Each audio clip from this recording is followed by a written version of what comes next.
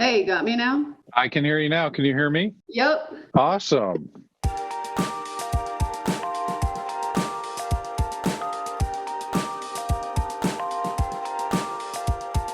Sure. Hi, I'm April Hertman from Apes of the State. Sometimes the people who don't know the things you've done are the only ones who'll bother talking to you.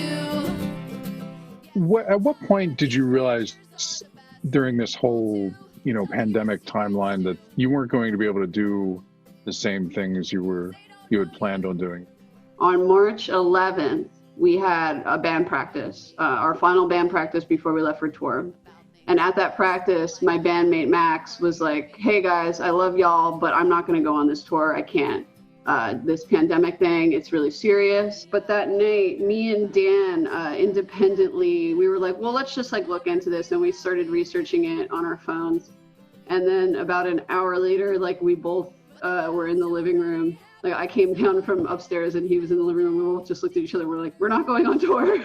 We were in the middle of tour when we had to make the decision to turn around and come back.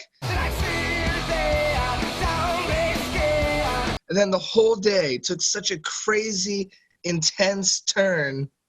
Just being on our phones looking at Facebook, we're like, oh my God, this is serious. So that was March 11th. Yeah. It was March 12th.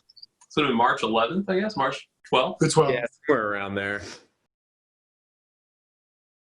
We had a string of shows, and on the way down to Baltimore, we got a call that was canceled, and then everything else kind of followed suit.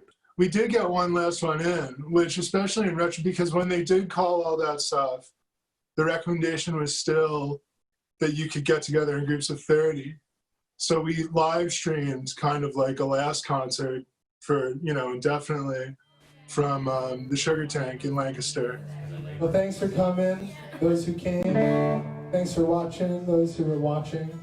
We had about an audience of 15, which, by right now seems horrifying to get 15 people together, but was half of what they were recommending before, so we felt kind of safe.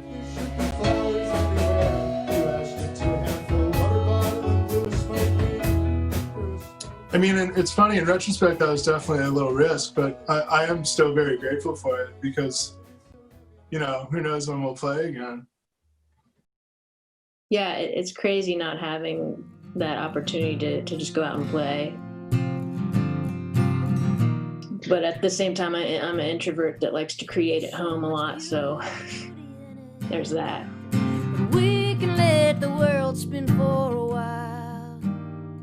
Keep breathing in and out like it's going out of style. And I know it's gonna hurt like hell, but baby, give it time. Oh, we'll be well. One of the other things that I found is doing live stream shows, and we started this weekly Friday night, it's almost like a public access TV show of different live stream concerts from all over the country, just put into one cohesive stream, and it's called Coping with Dystopia. So we do that every Friday night. I instantly just started thinking about live stream shows. My name's Leo DeSanto, and I'm known by some as the founder of the band Vinegar Creek Constituency. Well, she told when she was young that pain would lead to pleasure. Did she understand it when they said? As of now, I'm paying my bills and subsisting on the income I'm earning from this. But who as the economy gets worse and worse, and as things get more difficult for more and more people, who knows how long that can be expected to last. And tell me what it's like to play a live show online without that audience reaction. I mean, I assume you're used to, you finish a song and there's this breathing space that's naturally provided by the applause, and maybe you even interact with someone in the audience. So what's it been like to adjust to that space between songs? That's a thing about it that has taken a lot of getting used to. You end a song and there's just silence, and then it takes a little while before the comments start rolling in. Sometimes people will put the clapping icon or what have you. Good tune though. Hi Melody. Hi Angela. Good to see you folks today on the Beatles brunch. That the rhythm of how that differs from the rhythm of a regular show is it felt very strange at first. I think I'm starting to get used to it. I've been doing at least 3 shows a week since the gigs went away. Had you done much live streaming before? Like live? No, I don't think I ever did it. Not once. But honestly, I love it. I think I was blown away by the response and donations. Like people will tip.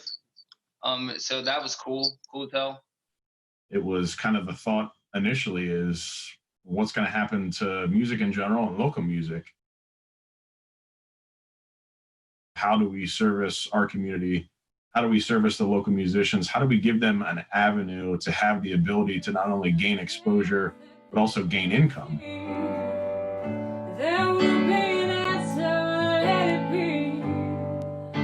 Now on the Central Pennsylvania Music Hall of Fame site, every night since the week after St. Patrick's Day, we've given the power to the musicians. So we make a local musician an administrator on the Central Pennsylvania Music Hall of Fame page.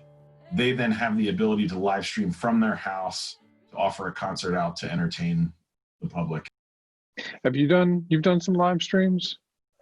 I'm not too great at that. Even in real life, there's a little performance anxiety. So then you add the fact that there's technology that could go wrong. And then depending how you do it, people have the option to type in little comments and request things or ask things, and, seeing that pop up, I'm sure there's a good way to do that without the distractions. I don't know. I'm having a hard time finding much positive in working away from the rest of the band. Same thing with the shows. The live streams stuff are cool. I don't really see it as like a replacement. It's one thing to watch someone on a TV, but it's another one to see it in person. So much of the experience is the power of being in a crowded room with excited people. It's frustrating to me, both because it isn't live performance. I mean, sitting and watching the greatest cellist play a solo recital online, it doesn't do it.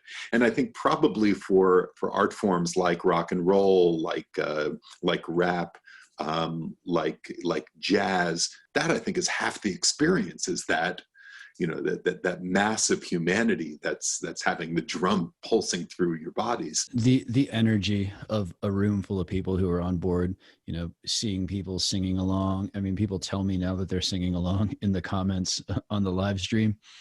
Just the aspect of it where listening to music really is a communal experience, and it's about people being together. It can be almost a religious experience. I don't know that you can get that through a screen. I don't think you can. I'm going to be honest about that. I think that you got to hear an actual guitar in a room with that person and their voice live is a whole nother level of interaction that you're right. Like you're saying, how do you get back to that? I'm going out on the highway, listening to big trucks whine. I have days, that are very, very heavy. And I think that's where I try to turn to guitar and turn to writing a song down, trying to capture a line. It's actually been quite nice to play guitar and banjo without the stress of practicing for a performance, and like playing music just for the sake of it has been really therapeutic for me to get into that again. I think music is predictable. It's structured. Even subconsciously, it's structured. And in a time where we feel out of control, it's something that helps us feel that sense of control. It's something that organizes our thoughts, and not only the music that will make them feel comforted, but the music that might help them really dive into those feelings that they're feeling, and really allowing that music to kind of bring you to the peak, and then know that once you're at that peak, then we can go back down to the coping, back down to the relaxation. Coming back to a simpler time because we have to. And you see the footage of the rooftops in Italy, people, singing together from far away because, like I said, you crave that community. And I think that's where music stemmed from, where it started, until it became this more corporate way of, what sells, what makes money, and how can we market this. And now it's, at least at this time, it's more about communication, which is how it started. Large gatherings are kind of off the table for like maybe a year, like 10,000 arena concerts and things seem like they will be very slow to come back, slower than everything else. And I'm wondering and kind of hopeful that, those 50 to 100 to 200 person rooms will be more available more readily. How's it going to look? How far will we have to sit from one another while we enjoy it? Never mind performing, like you said, just practicing. When can that start to happen again? 4 people in a room. I don't think things will go back to exactly the way it was. Usually that's just not how things work. I wonder how it's going to be, It could be a very tormentingly difficult time for performing arts. How soon are people going to feel comfortable gathering in performance venues again? I don't know. All good questions.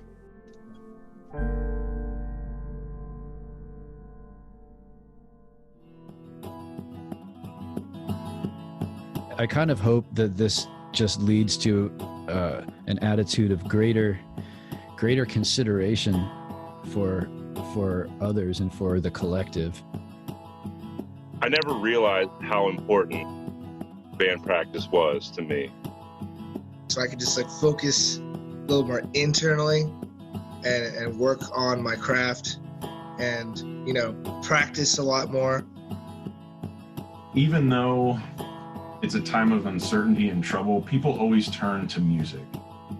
It's very much something that is helping people cope with the feelings of isolation, the feelings of being alone during this time.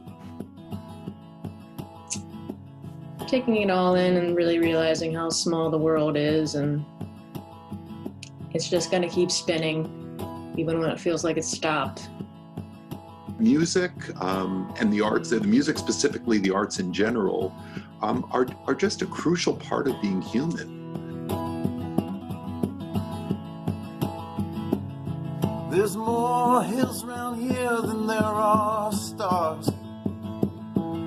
They spark, catch fire, and then fade to dark. Where hours blur and slowly bleed like wine. Minds wandering, no sense of time, no sense of time.